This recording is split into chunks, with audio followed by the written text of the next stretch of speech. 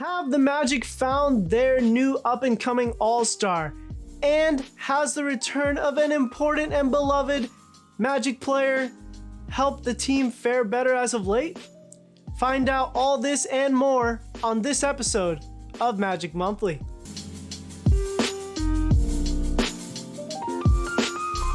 What's up, Magic fans? In this episode of Magic Monthly, we are going to be covering the trade deadline and the All-Star break very briefly, and then moving on to the big news in the return of Markelle Fultz, as well as Jonathan Isaac's injury update. And lastly, I will give my Magic Player of the Months for February and March. So let's get started talking about the trade deadline. It was a pretty quiet trade deadline for the Magic. They only made one trade, and that trade was trading a future second round pick in return for Bol and PJ Dozier, who they waived that same day. They also acquired $4 million in cash, as well as waiving E'Twaun Moore and Michael Carter-Williams from the roster in order to fit in Bol and leave one roster spot open. So my opinion on this trade, Bol is actually a really interesting player that they basically got for nothing, because that second round pick is probably not even going to convey for the Celtics.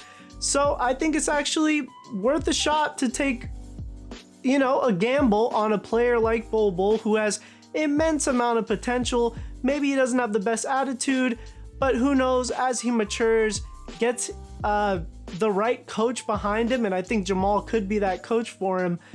I think he can actually be a valuable contributor off the bench, and who knows, if he reaches that astronomical potential that he has, you just got yourself a star player for basically nothing. So I think it was definitely worth a shot, and he's a free agent this offseason anyway, so why not just give him a test, and then if it doesn't work out, just let him go in free agency. And then on to quickly talking about the All-Star weekend. Cole Anthony, Franz Wagner, and Jalen Suggs all participated in the Rising Stars Challenge.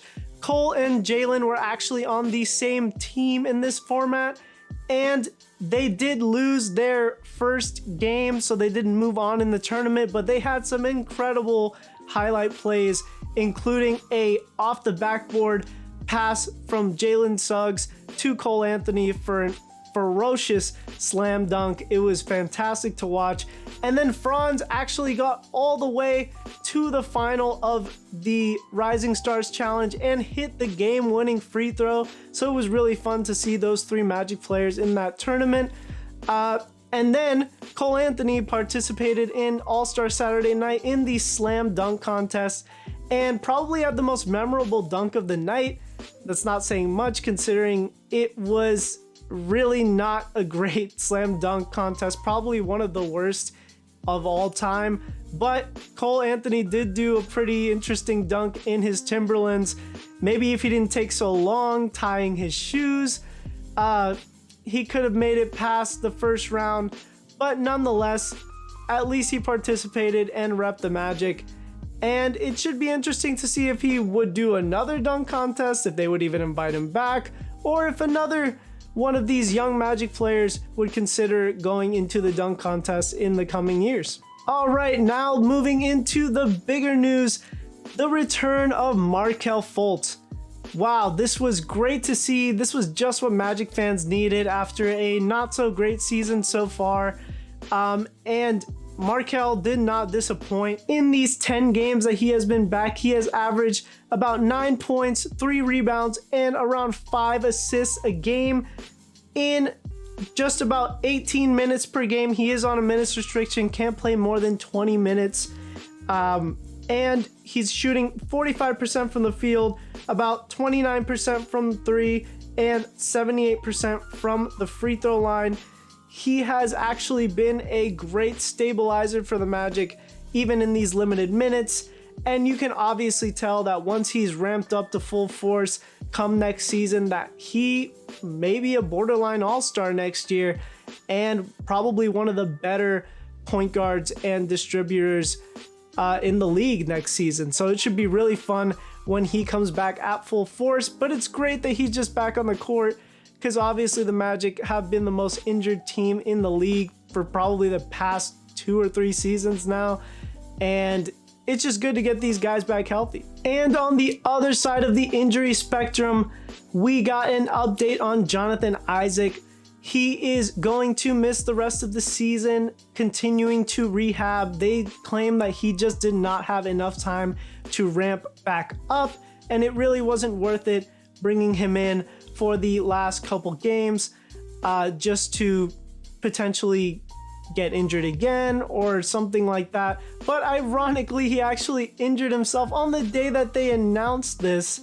He injured his right hamstring, and it's a strange injury, but they did say that it would be healed up in time for the start of next season, so it should be totally fine. I think this was actually the right move with Isaac. I know it's really frustrating that he hasn't played in about 2 seasons, but if he is fully healthy and if he gets more strength in those legs, I think he's gonna be an absolute beast, especially on defense. And if he has any bit of an offensive game, that's just a plus.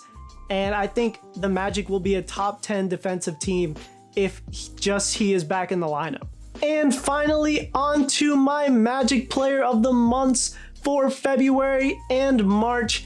And that is none other than the Magic's new up-and-coming All-Star, Wendell Carter Jr. This guy has been incredible since the turn of the year, and especially in February and March, where he is averaging 19 points, 11 rebounds, about 3 assists, shooting 60% from the field, 40% from 3, and 71% from the free throw line in about 32 minutes a game. He played in 19 of those 23 games, and he has been absolutely fantastic, looking like a real 20 and 10 threat every night with a 3-point shot. And he is fantastic on defense as well. I think that Wendell will actually become an all-star pretty soon if he continues to get the touches that he's getting now. Obviously, that could all change depending on who the Magic pick in the draft this season and the progression of other players. But if he continues to get this amount of usage rate, plus the return of Markelle Fultz just dishing him the ball all the time in the pick and roll and the pick and pop, I think Wendell is going to be an incredibly valuable contributor to the Magic moving forward. And that is why he is the Magic Player of the Months for February and March. So my question to you guys is, what do you think about Wendell Carter Jr. these past couple months? Do you think he's a future all-star? Do you think he's just a valuable role player? Or do you think he's going to be a trade piece down the line? I'm very curious to hear you guys' thoughts down in the comment section below. Don't forget to subscribe, like the video, ring the notifications bell. Please do all that. It helps the channel immensely and helps more people like you guys see the video and creates a larger community for all of us to talk in. And most importantly, guys, have a great rest of your day.